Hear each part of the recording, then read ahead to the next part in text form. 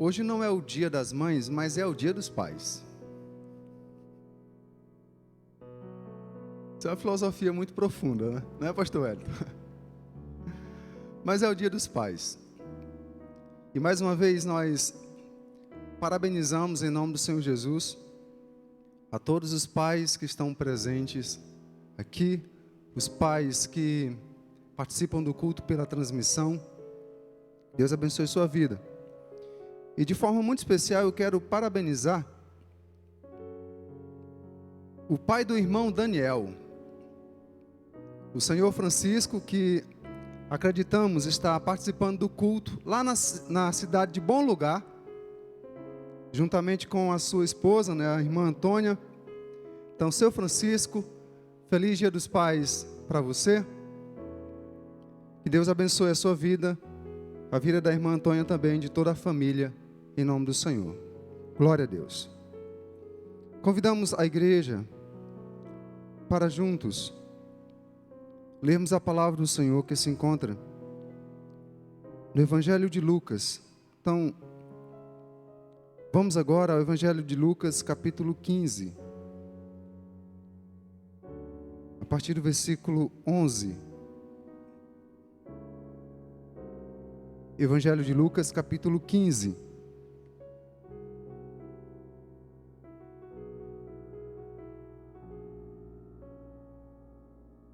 Quem encontrou, diga glória a Deus. Lucas, capítulo 15, a partir do versículo 11, diz assim: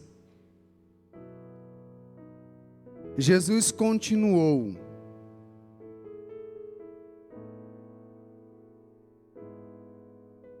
um homem tinha 2 filhos. O mais novo disse ao seu pai: Pai, quero a minha parte da herança. Assim, ele repartiu sua propriedade entre eles. Não muito tempo depois, o filho mais novo reuniu tudo o que tinha e foi para uma região distante. E lá desperdiçou os seus bens, vivendo irresponsavelmente. Depois de ter gastado tudo, houve uma grande fome em toda aquela região. E ele começou a passar necessidade.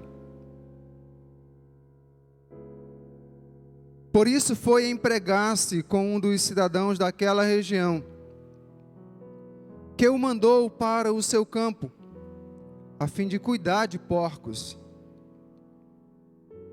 Ele desejava encher o estômago com as vagens de alfarrobeira que os porcos comiam, mas ninguém lhe dava nada.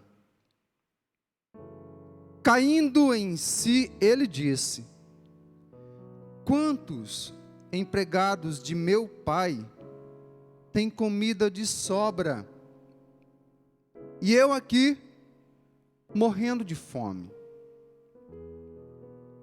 Eu me porei a caminho e voltarei para meu pai e lhe direi: Pai, pequei contra o céu e contra ti. Não sou mais digno de ser chamado teu filho. Trata-me como um dos teus empregados. A seguir, levantou-se e foi para seu pai. Estando ainda longe, seu pai o viu e, cheio de compaixão, correu para seu filho e o abraçou e beijou. O filho lhe disse: Pai, pequei contra o céu e contra ti. Não sou mais digno de ser chamado teu filho. Mas o pai disse aos seus servos: tragam a melhor roupa e vistam nele.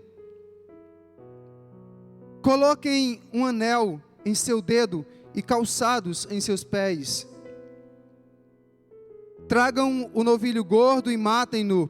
Vamos fazer uma festa e comemorar, pois este meu filho estava morto e voltou à vida.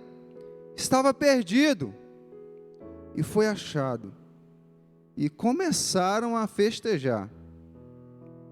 Enquanto isso, o filho mais velho estava no campo.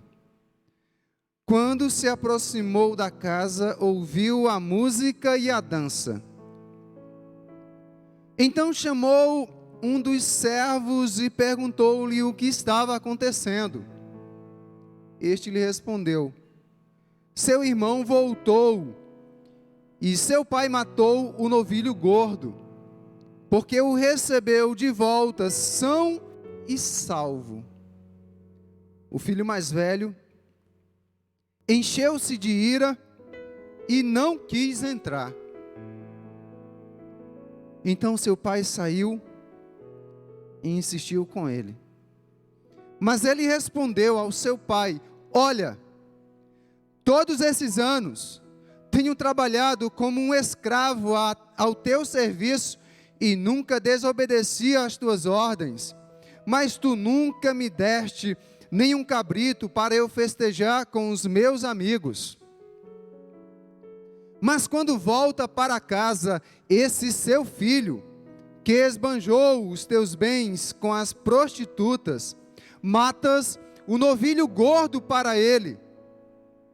Disse o pai: meu filho, você está sempre comigo, e tudo o que tenho é seu. Mas nós tínhamos que comemorar e alegrar-nos, porque este seu irmão estava o quê? Estava morto e voltou à vida. Estava e foi achado. E foi achado.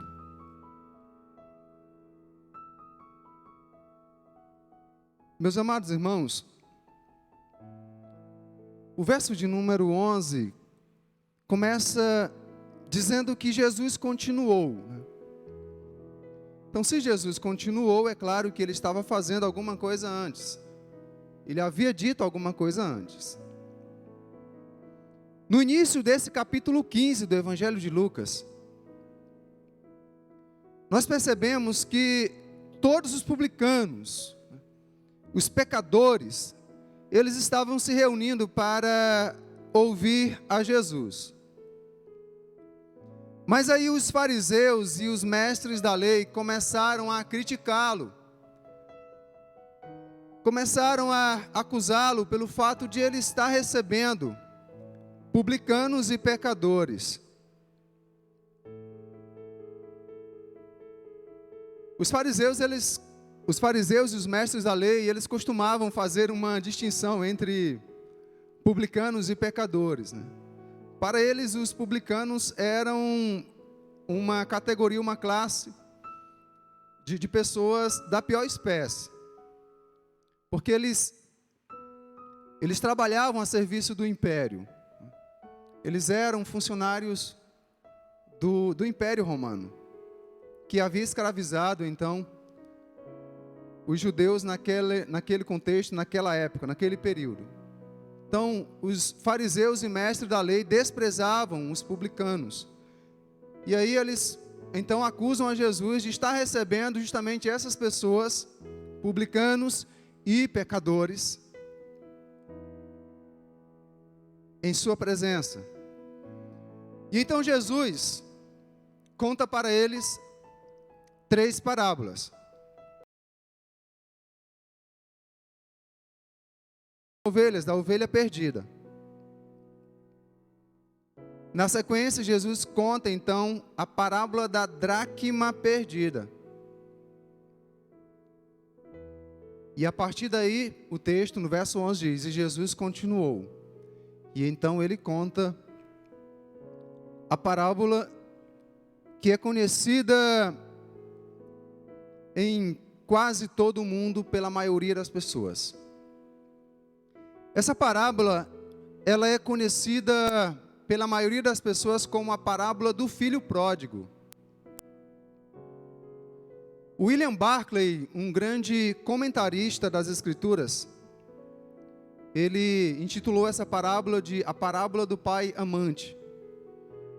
Ainda que essa palavra amante não tenha um som tão agradável para nós, por conta da conotação pejorativa que deram a ela, mas a ideia, quando ele intitula essa parábola de a parábola do pai amante, é justamente para mostrar aquilo que nós trouxemos como tema para o sermão dessa noite: o amor incondicional de um pai.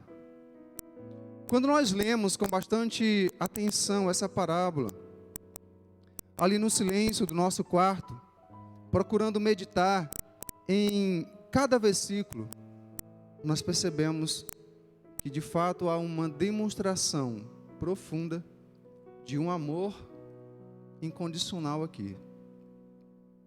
O amor incondicional de um pai.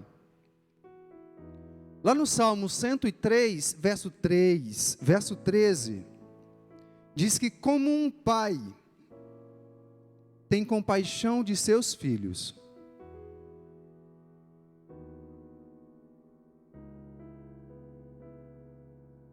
vamos ler juntos esse texto? Vamos lá, 1, 2, 3, já? Como um pai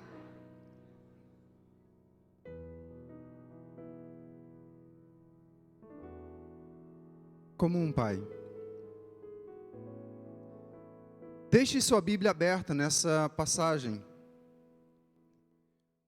Nós estamos diante de uma das parábolas mais dramáticas e também comoventes entre todas que Jesus contou.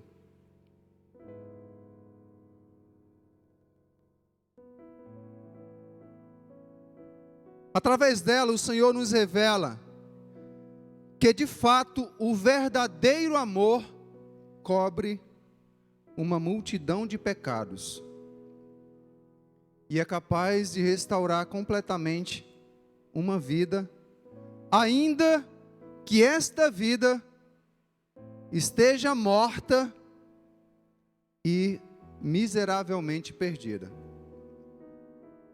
Como era a vida, como foi a vida daquele filho. Estava morto e perdido. Como já afirmamos, o Senhor nos ensina que o verdadeiro herói desta parábola não é o filho que volta, mas sim o pai que o recebe amorosamente, apesar da desonra que como pai ele sofreu. O que é destacado aqui como evidência maior não são os pecados de um filho esbanjador, mas com certeza o amor incondicional de um pai disposto a enfrentar tudo e todos para receber seu filho de volta e garantir sua completa restauração.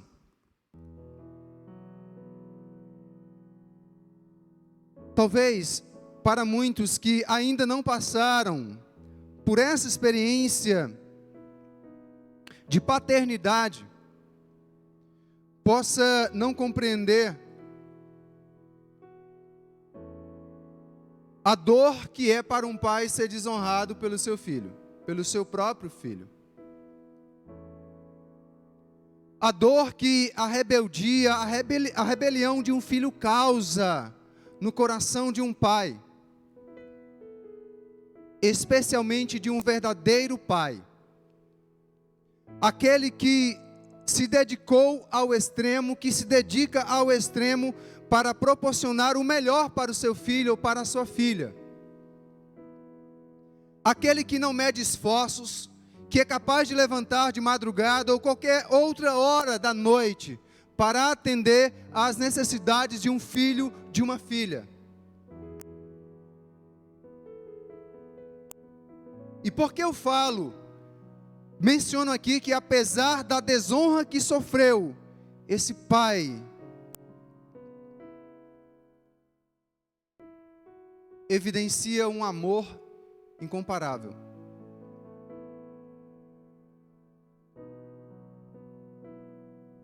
A lei estabelecia o seguinte, lá em Deuteronômio 21, verso 17, diz que o filho mais velho tinha o direito a receber 2/3 da herança.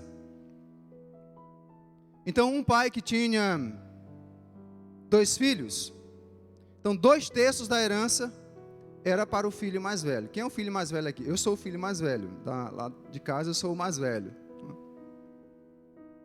Pois é, se fosse naquele tempo, e o nosso pai tivesse aí uma boa condição, então 2/3 da herança era para o filho mais velho.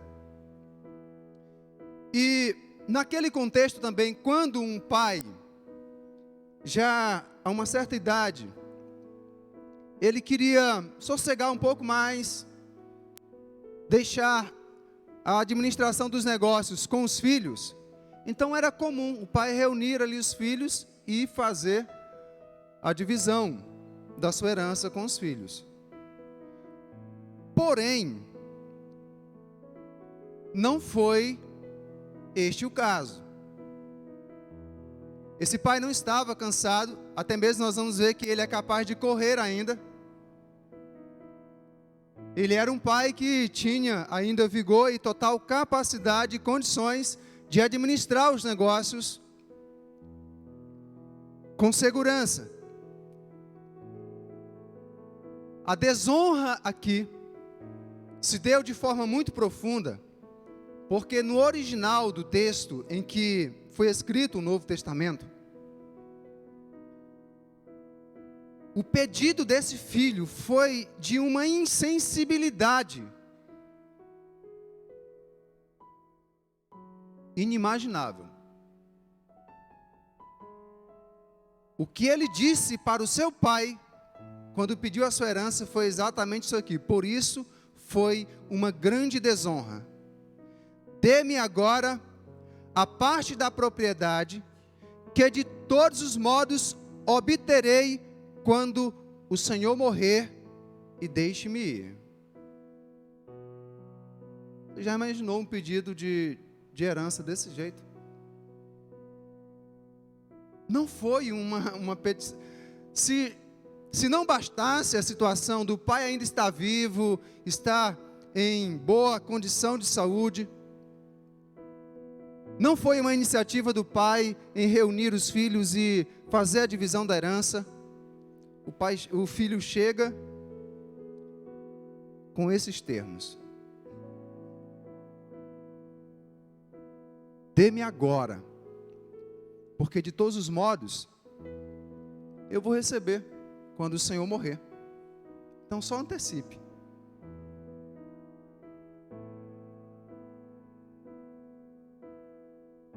Os filhos que assim agiam, eles estavam praticando um ato desonroso para com seu pai e também abominável aos olhos da comunidade.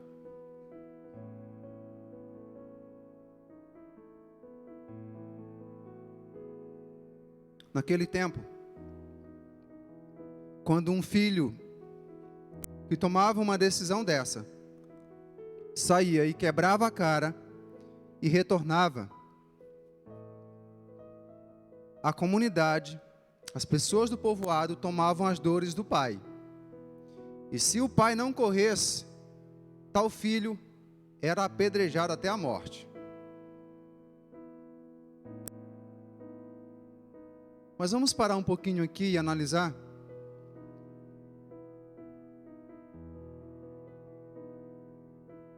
Muitos filhos hoje não estão desonrando seus pais por pedirem uma parte da herança, pelo fato dos pais estarem vivos ainda.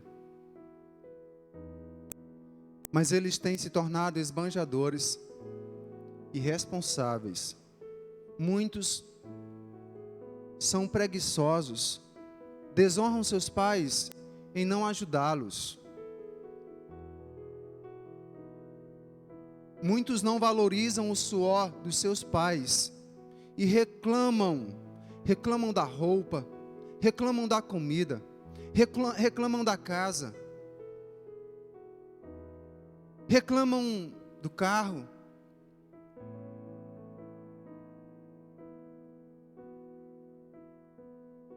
Tem filhos que, se o pai tiver 2 motos, uma moto, ainda bem que moto não é gente, porque senão eu iria ser processado com o exemplo que eu vou dar agora. Muitas vezes o pai tem 2 motos, uma moto pop, bem surradinha, e uma moto Bros.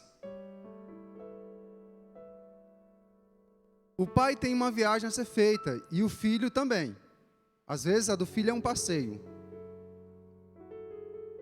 Muitos filhos, se o pai oferecer a moto pop, vão se zangar, não vão querer ir não.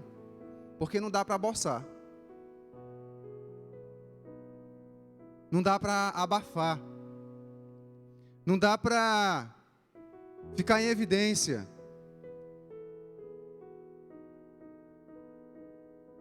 Mas por causa do amor, em querer dar sempre o melhor para os filhos, a maioria dos pais chegam e oferecem a moto pop.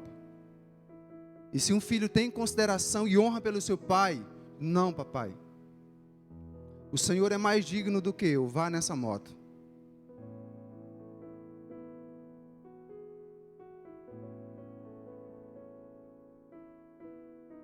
Tem muitos filhos que, se o pai chegar meia hora depois do almoço, já era, ele fica com fome.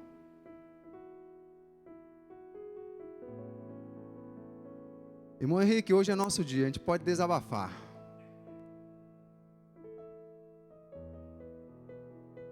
Voltando ao nosso texto, vamos ver quais são, ou quais foram as ações ocorridas na vida desse filho, dessa parábola.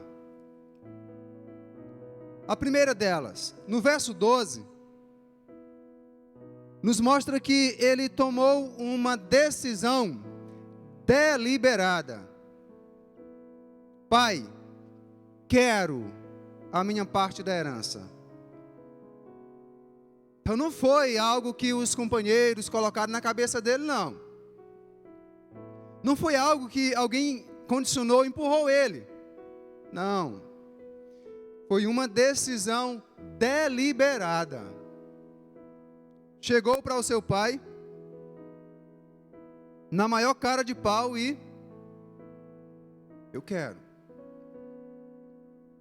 Uma outra ação na sua vida, ele tomou uma decisão irrefletida.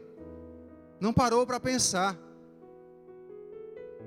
Agiu estupidamente, irrefletidamente.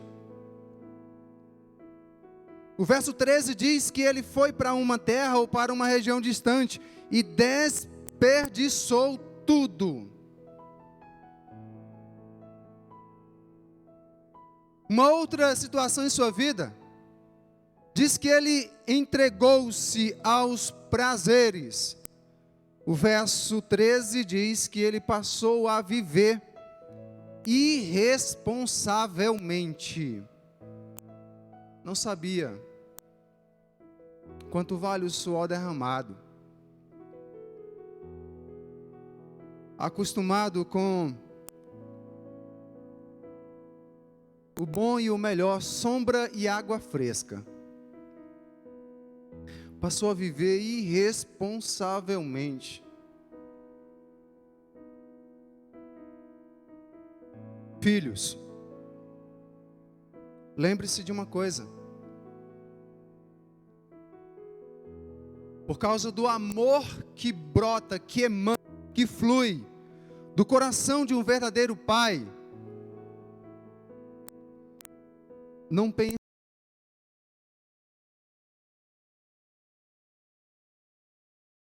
também. Na maioria das vezes, sofre muito mais. especialmente quando nós incluímos também a figura materna. Por viver de forma irresponsável, veio à sua vida uma situação de calamidade. Uma quarta ação que lhe ocorre, ele passa fome. Acabou tudo. Tem muita gente que pensa que não vai acabar, né? Não vai acabar. Gasta, gasta, gasta. E alguém já disse que de um poço que você só tira e não coloca, ele seca.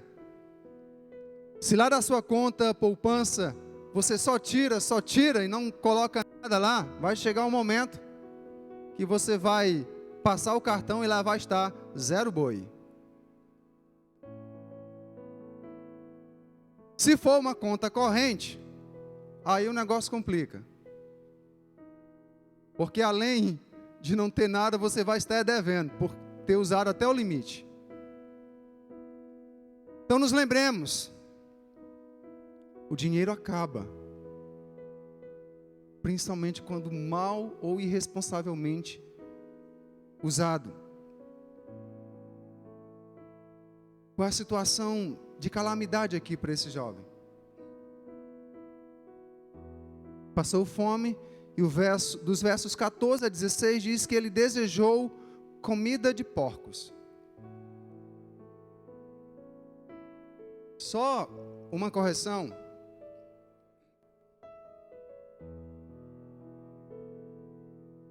Ele não chegou a comer a comida dos porcos. Mas a situação era tão precária, tão lamentável, que ele, de tanta fome, ele olhou para a comida dos porcos que ele estava ali cuidando e desejou comer.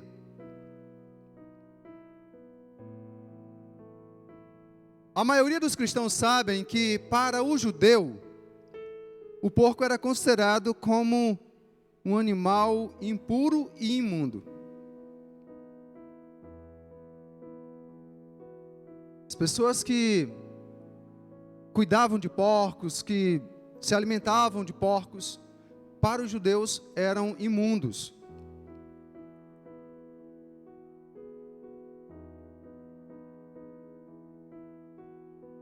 O estado desse jovem revela justamente uma situação degradante e miserável de uma vida distante da presença do Pai Celestial.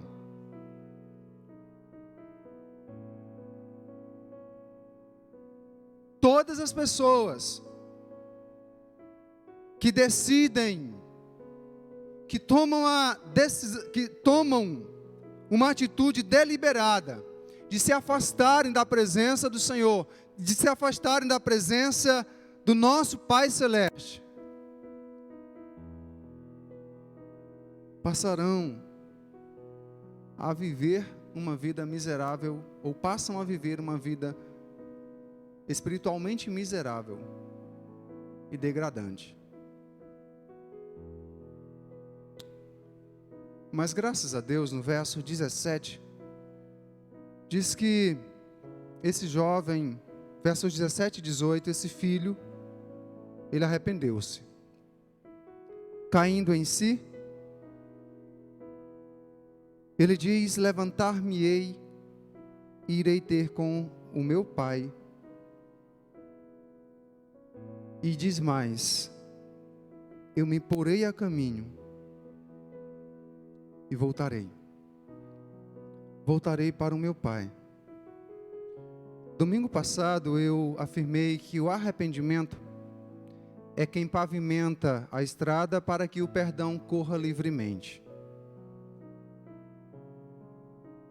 Queremos restauração, queremos que o perdão flua livremente em nossas vidas. Arrependimento. Arrependido, nos versos 20 e 21, ele voltou e humilhou-se diante do seu pai. A seguir levantou-se e foi para o seu pai.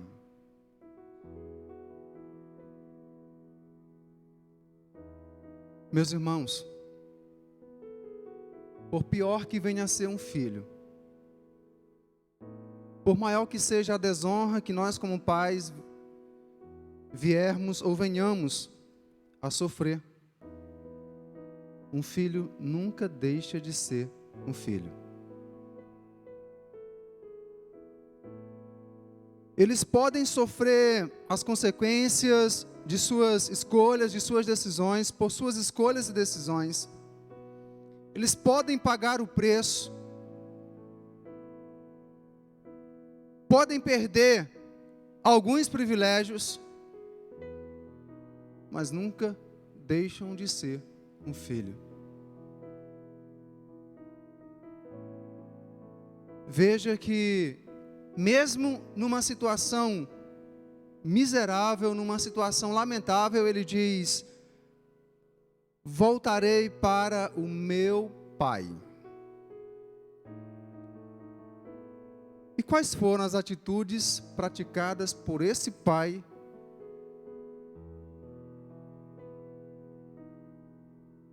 que tinha um coração que emanava, que fluía um amor incondicional?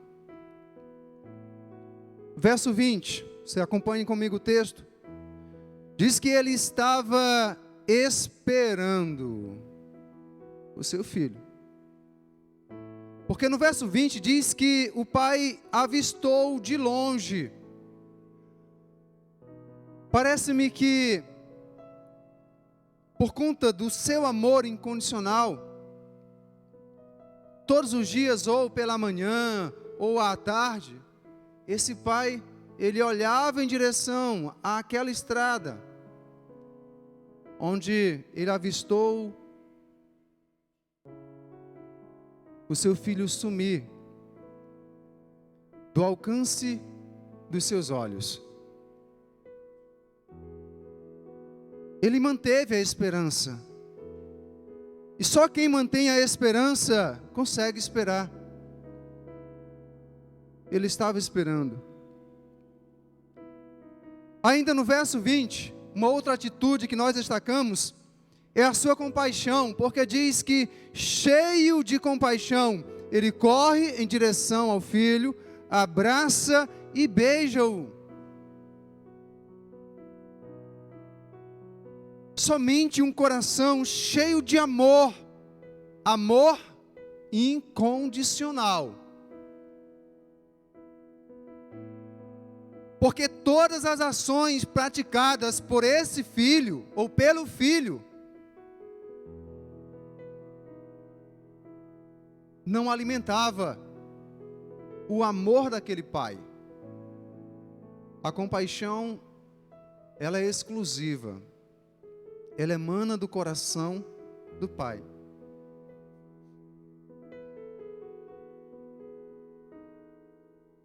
Eu não sei quantos anos esse pai tinha,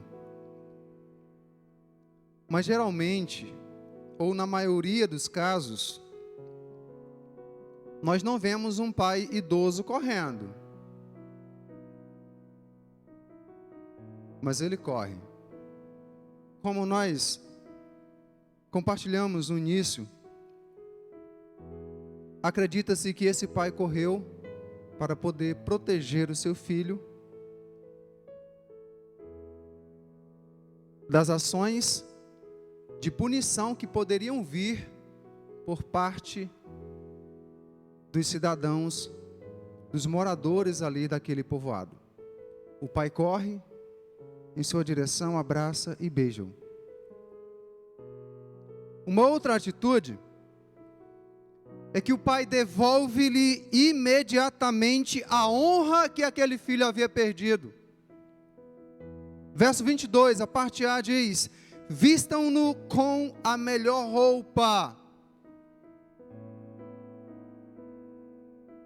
Não com uma simples roupa, mas com a melhor.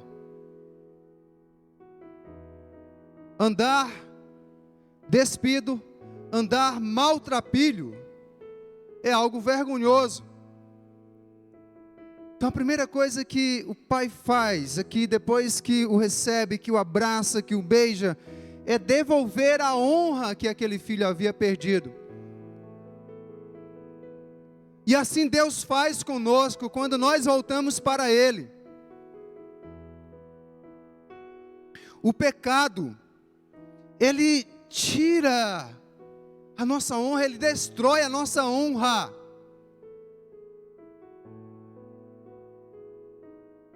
Quantas pessoas que por terem roubado, por estarem vivendo em prostituição, por estarem dominadas por um vício, seja bebida alcoólica, drogas, vamos passando pela rua e então vemos pelas calçadas, pelos becos, a pessoa em uma situação indigna. Mas quando essa pessoa volta, quando ela abre o coração e volta para o Pai restaura a sua honra. Ele tira as vestes de pecado e coloca as vestes de santidade. Amém?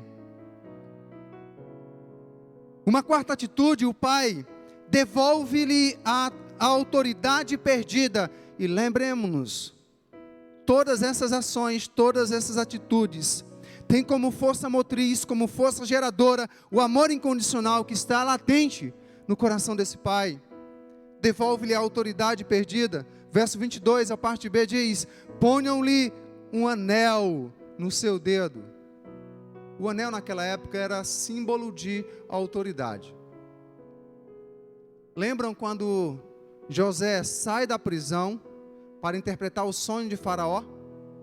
Quando Faraó o constitui como governador de todo o Egito, o Faraó coloca o anel no seu dedo, como símbolo de autoridade. O Pai Celeste assim age em relação aos seus filhos que retornam para Ele. Devolvem-lhe a autoridade espiritual, a autoridade para testemunhar, a autoridade para pregar, a autoridade para orar, a autoridade para servir.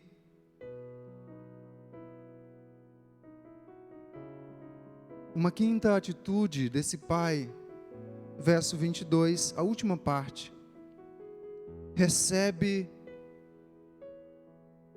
aquele jovem como filho, apesar dele ter chegado ali como escravo. Ele chega maltrapilho, não tinha vestes dignas, ele chega sem os anéis ou o anel no seu dedo, ele chega descalço. Essa era uma descrição dos escravos.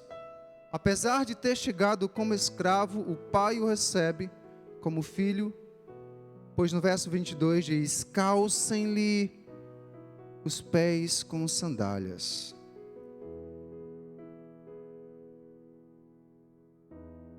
Assim Deus, nosso Pai, deseja nos receber. Assim o Senhor deseja receber você.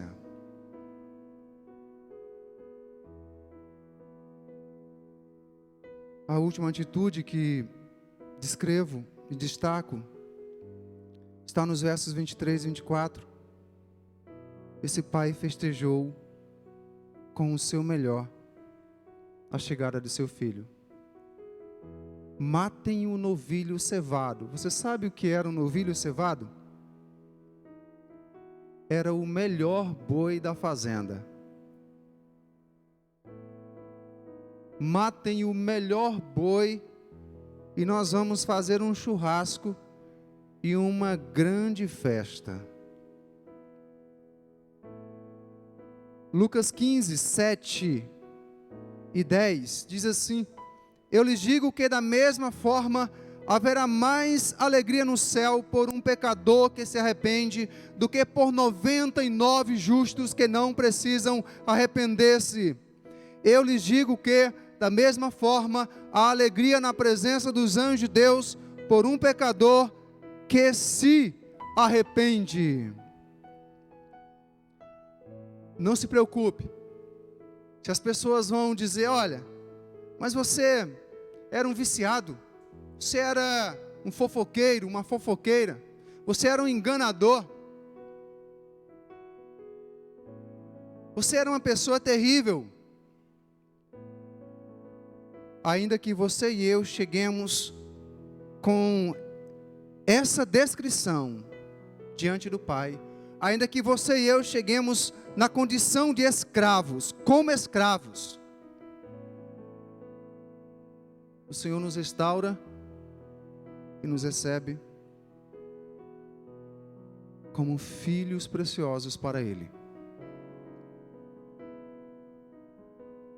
Agora, Igreja do Senhor e todos que nos ouvem nessa noite, guardemos bem essa expressão em nosso coração: matem o novilho cevado.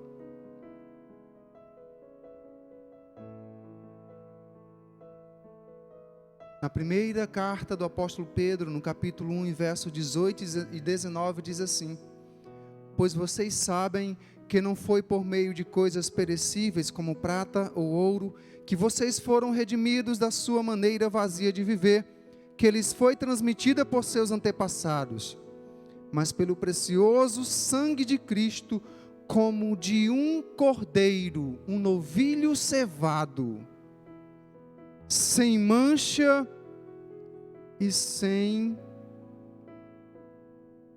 defeito. Portanto, tragam o novilho gordo e matem-no. Tragam o cordeiro e matem-no. Todo recomeço tem um preço que precisa ser pago. Todo recomeço tem um preço que precisa ser pago. O seu e o meu já foi completamente pago há mais de 2000 anos. O que você e eu precisamos fazer hoje é apenas arrepender-nos e voltarmos. O nosso Pai matou o seu cordeiro, o seu novilho cevado, para que pudéssemos então celebrar com o Senhor, para que pudéssemos então deixarmos de sermos escravos do pecado e nos tornarmos filhos e filhas do Pai Celeste.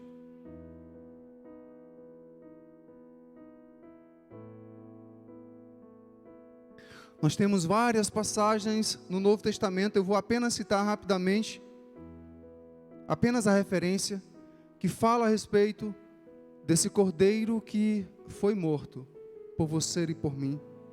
João, capítulo 1, verso 29 e 36, 1 Coríntios 15, 3, Gálatas 1, 4, 1 Pedro 1, 19, 1 João 2, 2, Apocalipse 1, 5 e 6.